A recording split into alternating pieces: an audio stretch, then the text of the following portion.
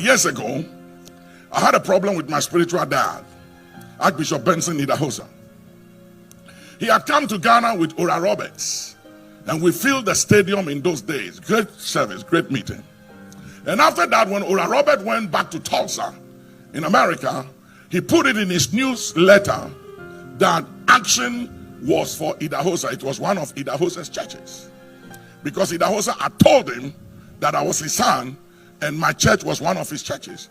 And the fact of the matter is that if I'm his son and he's my father, there was nothing wrong about my church being one of his churches. And I had this young man around me that was very, he was some way. He was some way.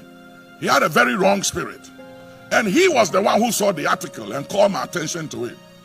And said to me that you have to act and do something, because the old man is trying to use this statement to raise money, to get money from Oral Roberts. So when I heard that, I didn't think.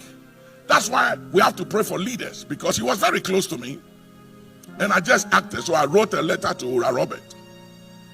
And I put a disclaimer on what they have said, and said that they should retract it immediately because it's not true.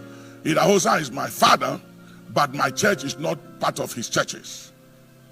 So when the letter got to Oral Roberts, he sent the letter to Archbishop Idahosa.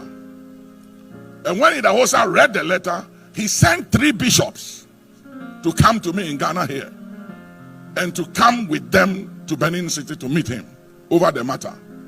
When they came, I refused to go. I was so arrogant that I said, I'm not going. And you don't do that to Idahosa. How dare you? But at that time, I was the biggest charismatic pastor in town. I was everywhere in Europe, America, on big platforms, and I was hot on the market. And it had entered into my head. I thought I had arrived. So I told them they should go and tell him I'm not coming. Then Bishop Coker said, Nicholas, are you sure? Do you know what you are doing?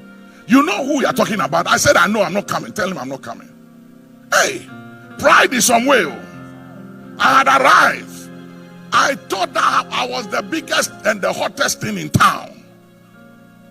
There was no charismatic church in town in those days.